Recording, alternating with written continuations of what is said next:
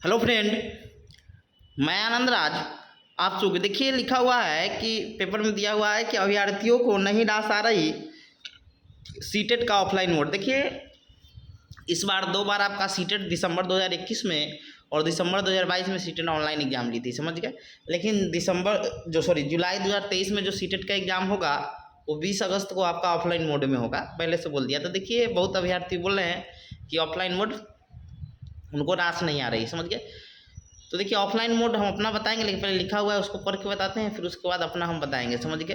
लिखा है केंद्रीय शिक्षक पात्रता परीक्षा का 17वां संस्करण ऑफलाइन मोड में होगा। अभ्यर्थियों को OMR सीट पर अपने प्रश्नों को उत्तर अंकित करने होंगे।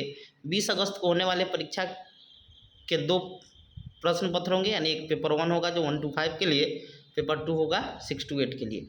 केंद्रीय माध्यमिक शिक्षा बोर्ड की ओर से जारी सूचना में स्पष्ट किया गया है कि पंजीकृत अभ्यर्थी निर्धारित केंद्रों पर, जो पहले से चूज किए हैं सेंटर, परीक्षा देंगे। पूर्व में यह परीक्षा ऑनलाइन होती थी, लेकिन इस बार ऐसा नहीं होगा। इसे लेकर तमाम अभ्यर्थी अचंभित है। उनका कहना है कि वह अधिकांश परीक्षा ऑनलाइन हो रही है।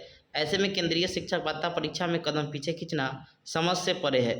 अब देखिए, कुछ स्टूडेंट का राय भी है।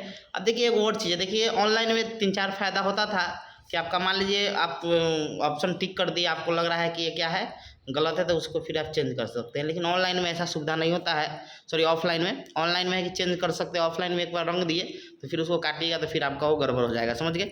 दूसरा था कि गोला करने में समय लगता है। मान लीजिए आप गोला कर रहे, गोला से बाहर हो गया तो भी दिक्कत होता था स्टूडेंट को, समझे। तो ये सब समस्या था। ऑनलाइन में जल्दी जल्दी हो जाता था, आपका समय भी बचता था। 15-20 मिनट तो ऑफलाइन की अपेक्षा ऑनलाइन में बचता था, समझ गए।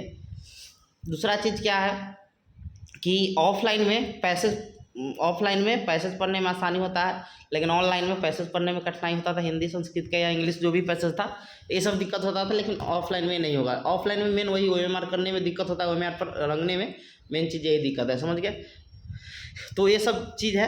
OMR पर थोड़ा लिखने में थोड़ा परेशानी होता है बहुत स्टूडेंट को। मान लीजिए आप अथी कर रहे हैं, क्या उसको बोल रहे हैं कि रोल नंबर वगैरह जो भी लिख रहे हैं, हो सकता है कि मान लीजिए कुछ गलती अब कलर कर दी तो भी आपका पेंडिंग हो सकता है। लेकिन ऑनलाइन में चीज़ नहीं होता। ऑनलाइन में आपका सब चीज़ पहले से सिस्टम में आपका जो पहला ही शो रहता था, रोल नंबर वगैरह, सिर्फ आपको पासवर्ड, डेट ऑफ बर्थ डाल के आप कर सकते थे, समझ गए।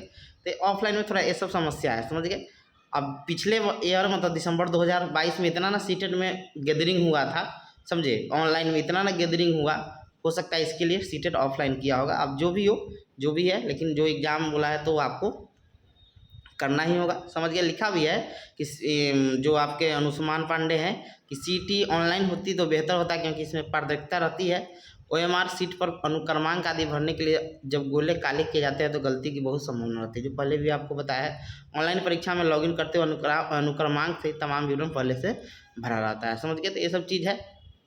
तो सीटेट अब गैदरिंग जो पिछले बार हुआ उसको लेते हैं या क्या समझकर ऑफलाइन किया है, समझे। और एक और चीज़ है कि जो पहले ऑनलाइन होता था तो उसमें भी एक शिकायत था कि सबका क्वेश्चन, मेरा शिफ्ट में क्वेश्चन हल्का है, उसके शिफ्ट में भारी है।